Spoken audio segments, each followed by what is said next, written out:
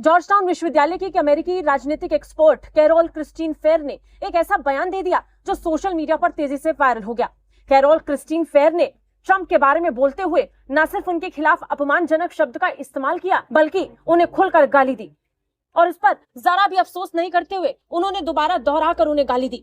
एक ऑनलाइन चर्चा के दौरान पूर्व राष्ट्रपति डोनाल्ड ट्रंप के भारत पर लगाए गए टैरिफ को लेकर चर्चा हो रही। यहाँ पे ये बात करना चाह रहा हूँ, वेस्ट ने हमेशा से ही एशिया को दबाया है। एशिया के किसी न किसी मुल्क पर चढ़ाई करते नजर आया। वेस्ट में हमेशा से जो है वो पाकिस्तान की अगर बात करें या दूसरे ममालिक की बात करें, देखिए आंखों में आंखें डालने वाला एक वाहिद मुल्क वो इंडिया ही निकला है जिसने अभी तक अमेरिका को आंखें दिखाई कि भाई आप जो मर्जी कर ले, आप टैरिफ लगाएं, आप हम पे पाबंदियां लगाएं, आप हमें कॉल करें, हम हर चीज को रिजेक्ट करते हैं। अभी बोल रहा हूँ कि ट्रंप ने बहुत बड़ा एहसान किया है हमारे ऊपर टैरिफ लगाकर।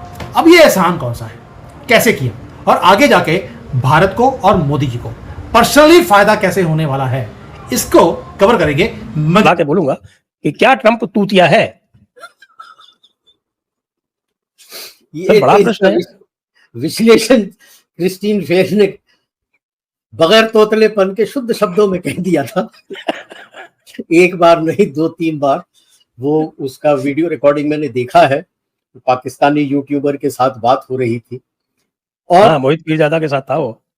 हाँ, अब सोचने की बात यह है, वो मोहित पीरजादा भी शर्मा गया बेचारा। अब ऐसे शुद्ध उच्चारण तो उसने यूट्यूब में नहीं सुने है ना, तो उसको पता होना चाहिए था जब क्रिस्टीन फेयर को लेके आ रहे हो तो ये तो उसके लिए बहुत साधारण शब्द है।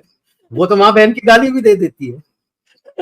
शुद्ध पंजाबी, शुद्ध हिंदुस्तानी वो जानती है और नॉर्मल जो आम डे टू डे भाषा पंजाबी का होता है वो तो गाली के बगैर होता ही नहीं है।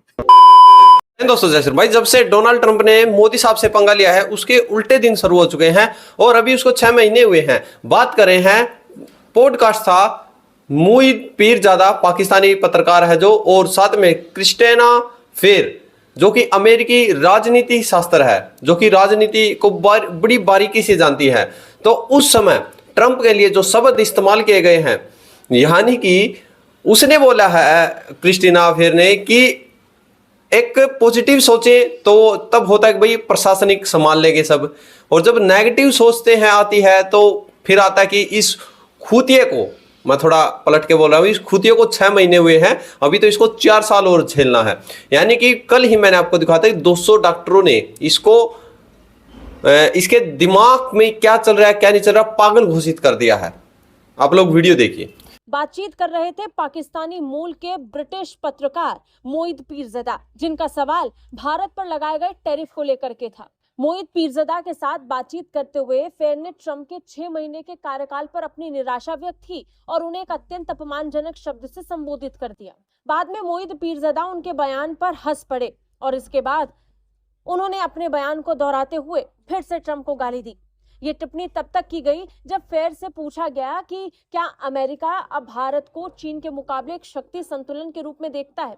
इस पर उन्होंने जवाब दिया कि ट्रंप प्रशासन में कोई अधिकारी अपने क्षेत्र के विशेषज्ञ नहीं थे। उन्होंने अपने बयान में कहा, मेरे अंदर का आशावाद ये विश्वास करना चाहेगा कि नौकरशाही इसे संभाल लेगी, लेकिन मेरे अंदर का निराशावाद कहता है कि अभी तो 6 महीने ही हुए और हमें इसके बाद अपमानजनक शब्द का इस्तेमाल करते हुए ट्रंप को संबोधित करते हुए उन्होंने कहा कि हमें अभी 4 साल पूरे करने हैं। Me would like to believe that the bureaucracy is going to hold it together, but the pessimist in me says this is 6 months and we've got 4 years of this chutia, and I know I can't live in this country after 4 years. This is the word on which I keep on saying in Urdu, and my many viewers object to it. That why do you use the word chutia? So you have ended up using it in an English discussion. So this is he isn't chutia. It's all feast and chutia. Such is the humongous importance of the word chutia that at times you cannot describe a situation without. Oh, you don't know my license plate. My Virginia license plate is chutia. Oh, really? Really, my Virginia license plate on a half your note says Where is the word chutia coming from? Where is this coming from? Hindi? Oh, no, come on. I've spent too much time in South Asia. I've spent over 30 years in South Asia.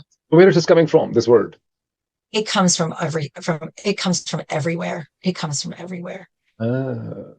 Interesting.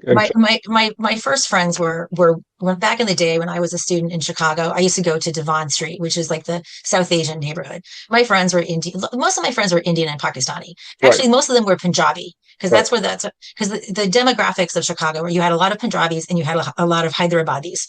So mostly I hung around Punjabis.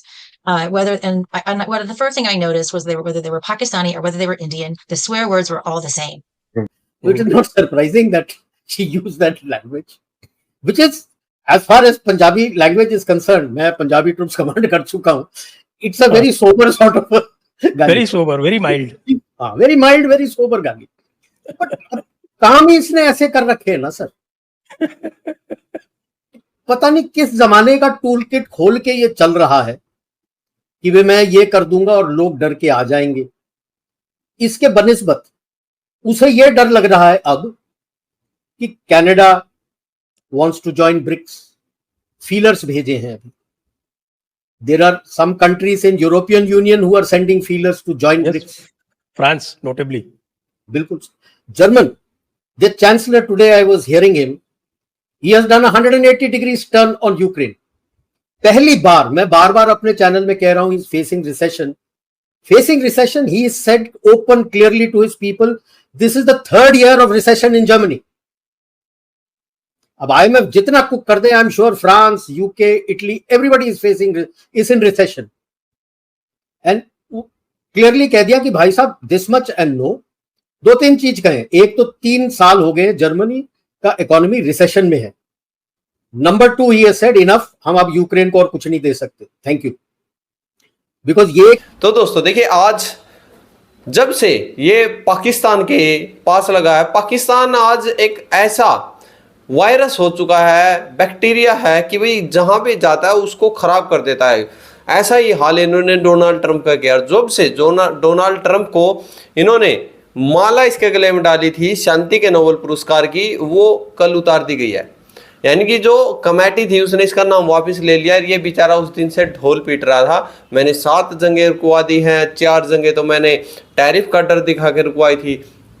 Bharat को 50% tariff लगा रहे हैं, but Bharat कोई डर नहीं है.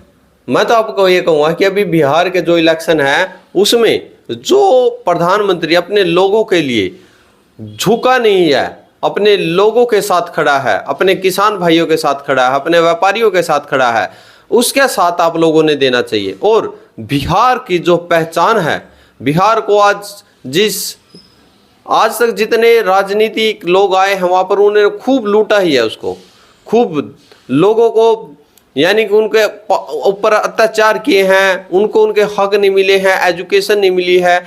जो एक मजदूरी गरीबी की उसको एक थप्पा लगाया है, उसको मिटाने का समय आ गया है और वो मिटेगा बीजेपी से. आपकी क्या राय इसमें जरूर है? जय जवाहर, जय श्री राम.